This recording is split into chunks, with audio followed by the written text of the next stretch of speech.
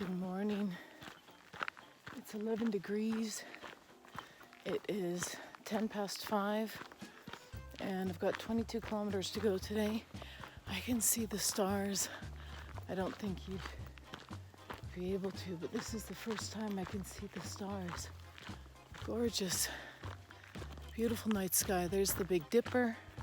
Not sure, that might be Cassiopeia up there. Yeah. I've got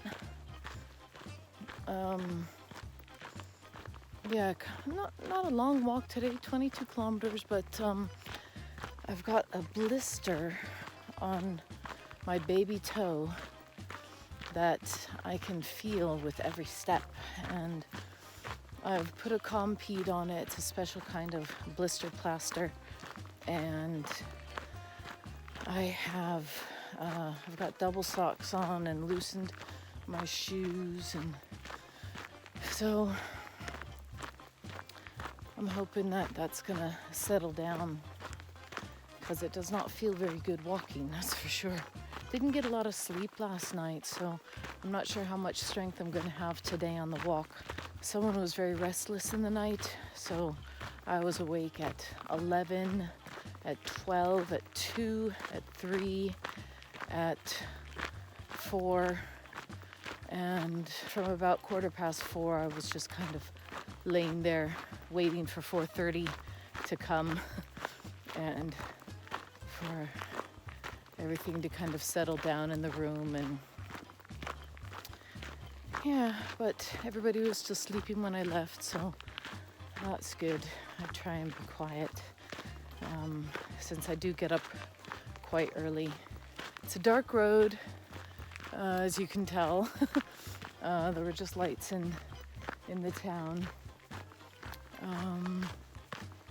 but it seems pretty straightforward from here. So I don't actually know at this point if I've got any hills coming up or anything like that. So I'm just gonna have to wing it, and I think I might listen to a little rock while I walk.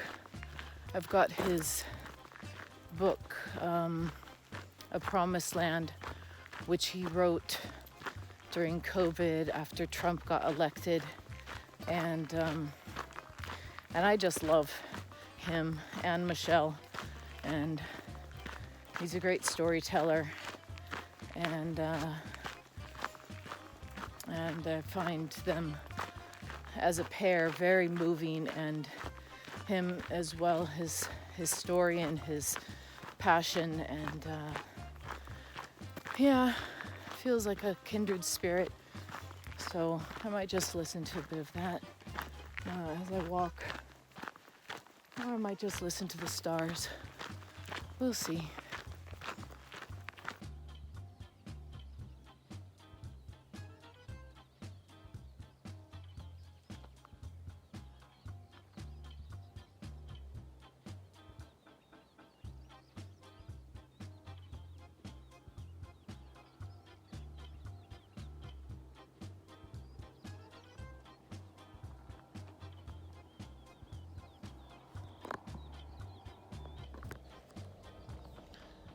It's just a really beautiful peachy orange.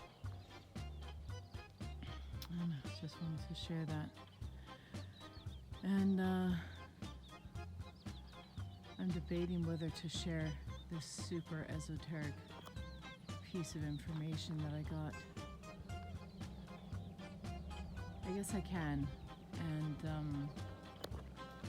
if you want to skip, because it is really out there, then go ahead and skip this little section of video. It's just going to be, half dark scenery and me talking anyway. So back there, when I said I was going to listen to the stars, or I might listen to the stars, I did. I didn't turn on the rock.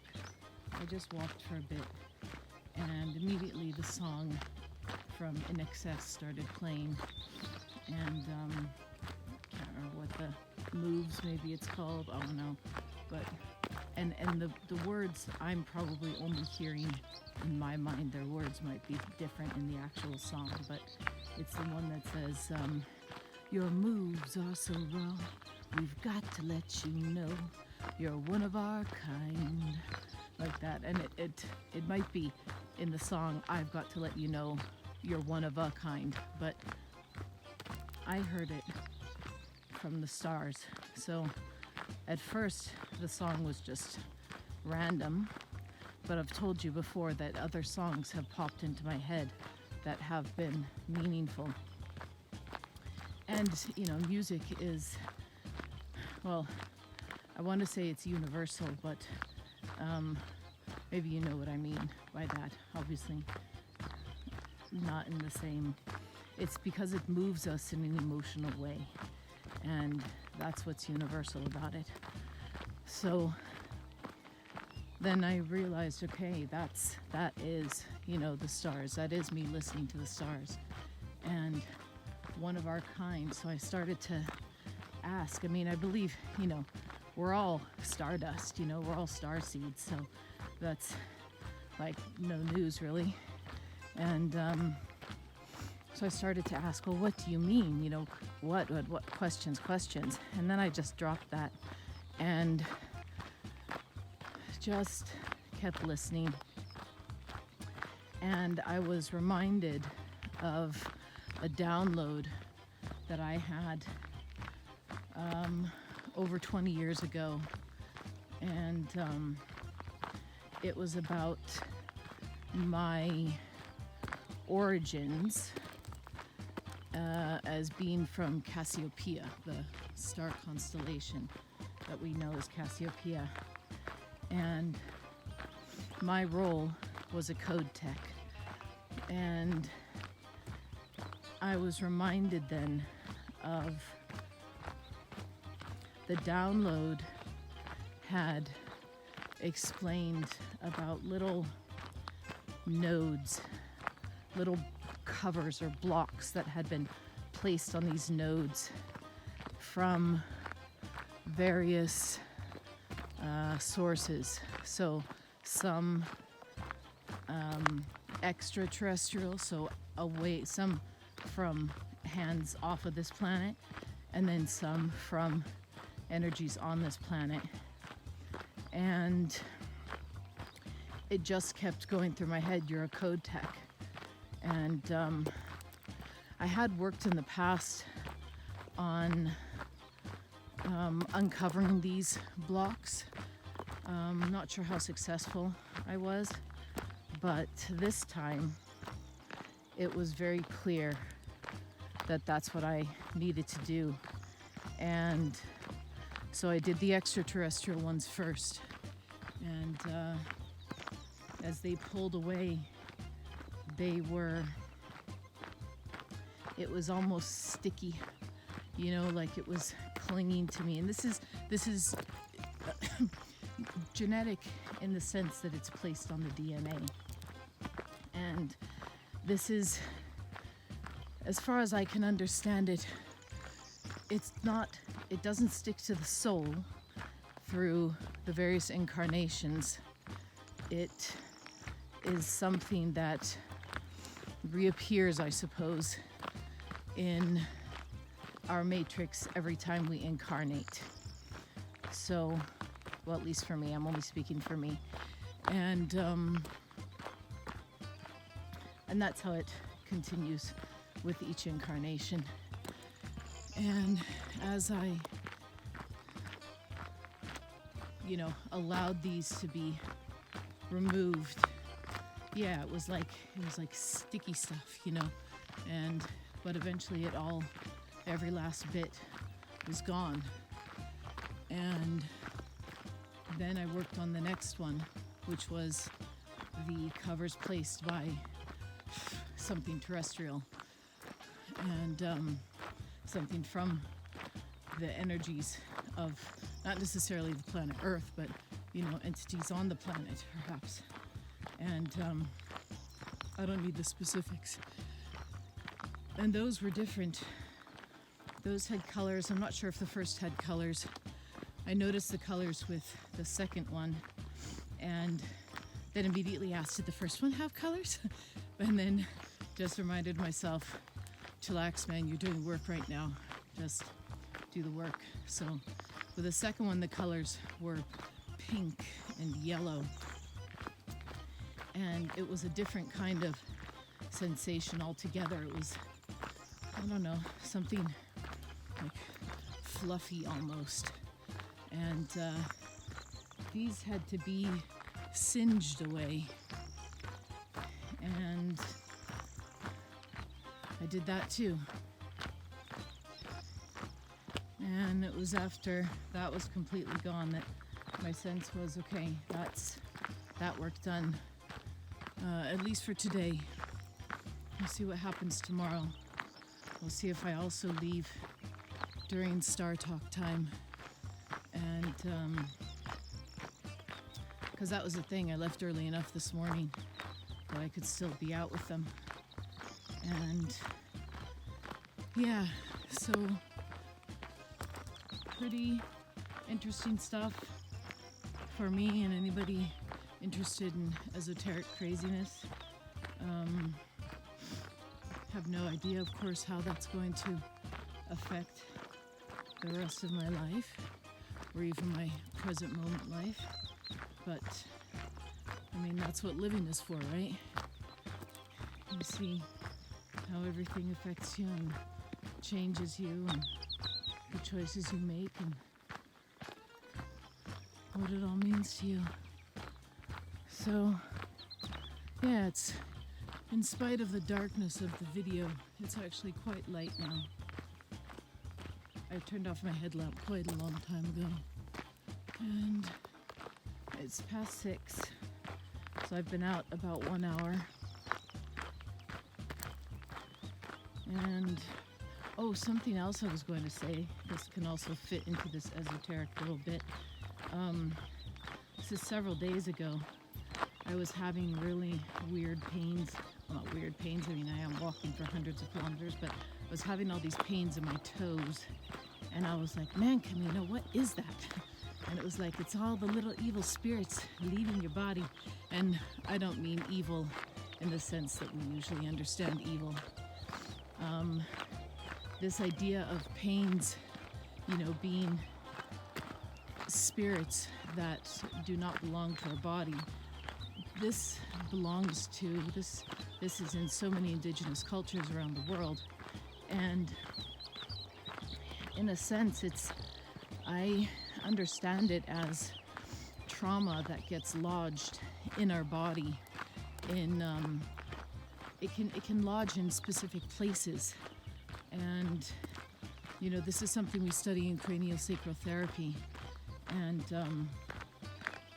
that's how I'm understanding when the Camino said it's little evil spirits leaving your body. So it's this trauma that was lodged and that was leaving. And I was like, can't it leave a bit quicker? You know, just kind of joking around. But I have to say, I haven't had those at all since then. So, yeah, so that's just another fun little crazy tidbit that's been going on. And I think that's it for now. I'm already coming up on my second town, but there are lots of towns that we go through today. I think it was like 7 or something, maybe 9. Anyway, I'll talk to you later. So I'm guessing that is Sahagun up ahead. So a while back, I saw a road sign saying Sahagun 6 kilometers. So I don't know, it's probably still 3 kilometers till we're in Sahagun proper. And I just hope I can find somewhere where I can use the restroom. And I think that was 13 kilometers from where I stayed last night.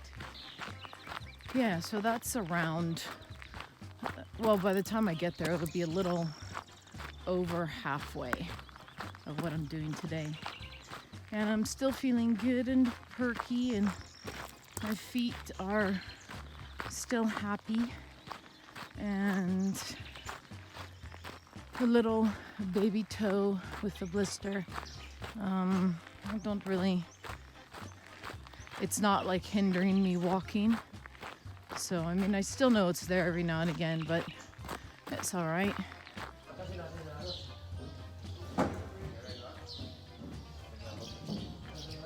We're reading it backwards. Finales felices los. So, aún sigo creyendo en los finales felices. It says together. I wish I knew exactly what it meant. But it's beautiful. So it's 8:30. I've been on the road 3.5 hours.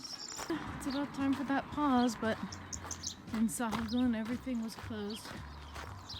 And I know I'll get more energy if I can just find a toilet. But, yeah, the next town is apparently Bercianos, which is still another 8 kilometers away. So we'll see what happens.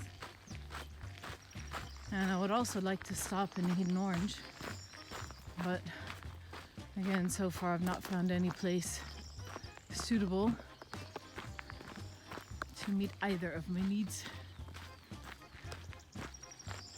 So we'll just keep on going for now, and yeah.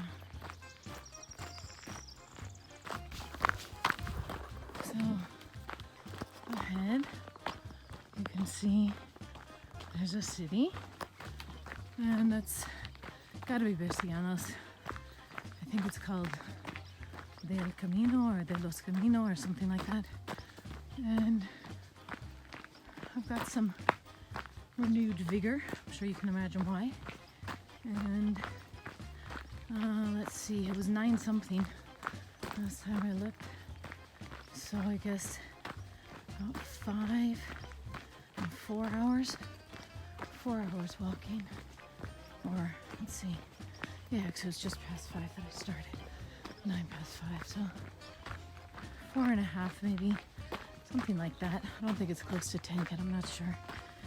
And yeah, I've been debating whether I would stop here or continue on for a further 7 kilometers, but I decided the only reason to continue on would be for efficiency. And I'm not really in this for efficiency. That really doesn't play a role in this for me, so I'm just gonna stop at Bercianos and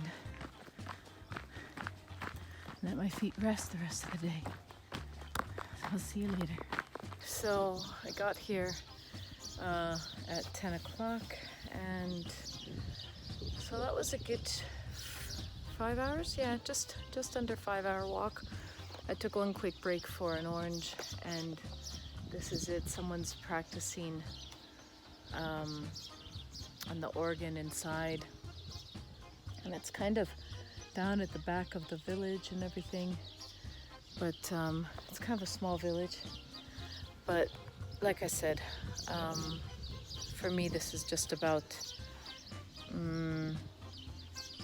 doing what's right for me and not about matching any kind of time schedules or anything.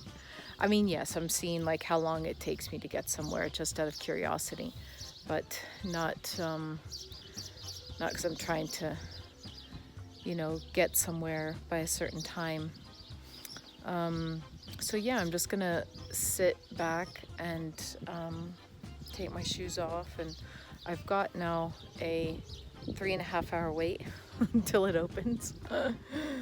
But that's okay, I'll figure it out. They might let me use the toilet. Also, it was 23.2 kilometers that I came today, and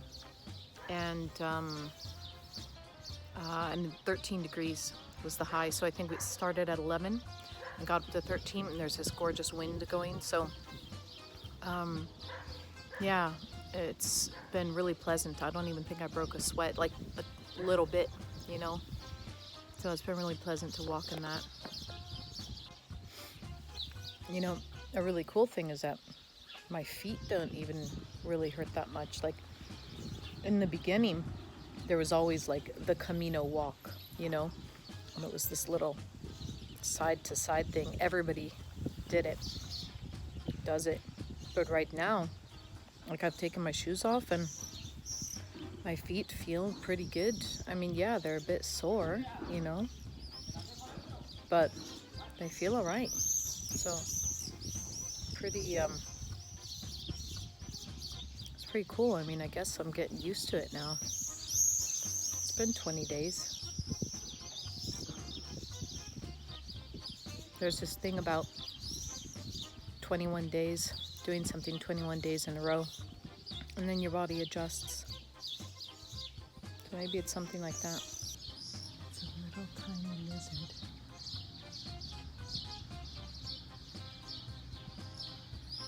When I got close the last time, it crawled back in really fast.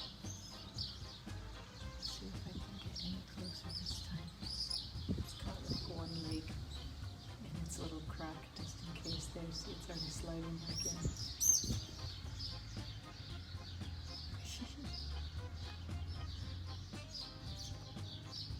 So cute. It's really tiny.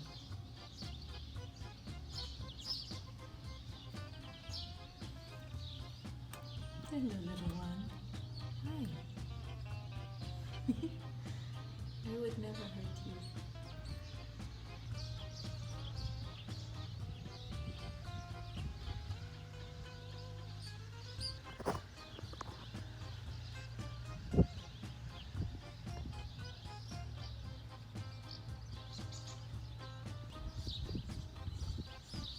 Alright, I suppose this is long enough.